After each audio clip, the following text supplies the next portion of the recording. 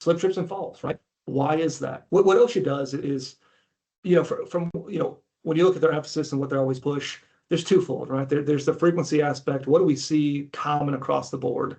They're going to focus on that. What do we see as things that have the highest risk of injury? Lockout, tagout is one you're always going to see. Number 4, control of hazardous energy. And they want to focus on the things that have the biggest impact. We know from an injury standpoint, I'm sure everyone on this call kind of deals with it at their own facility, slip, trips, and falls, ergonomics, safe lifting, material handling is typically always our number one loss driver. So why is OSHA focusing on that? Because they know that as well, right? That so many places you go to, there are fall hazards, conditions, floor condition, inadequate footwear, so many things that can lead to people slipping and falling. Training is a big one as well, right? Are we training people on these conditions? What's there? What's present? How to stay safe?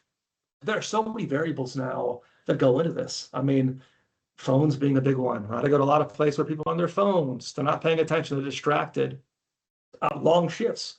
That same company that I mentioned I was at a couple weeks ago, and they had that unfortunate fall injury.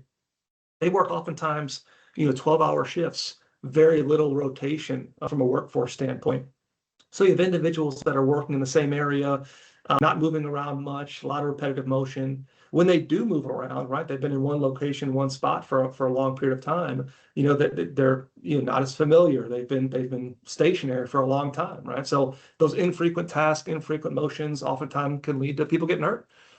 Floor conditions change. You walk around, you're used to tending to one spot, you take that first step, you slip and fall, right? Basic housekeeping. So much kind of ties into that. But it is important to see what OSHA is looking for, because not only do we want to know in case they show up, right? We want to have a plan, but what OSHA looks for is often driven by the industry exposure, what's happening from an injury and a safety standpoint. So that's why we see that here. So diving a little bit more into it, right?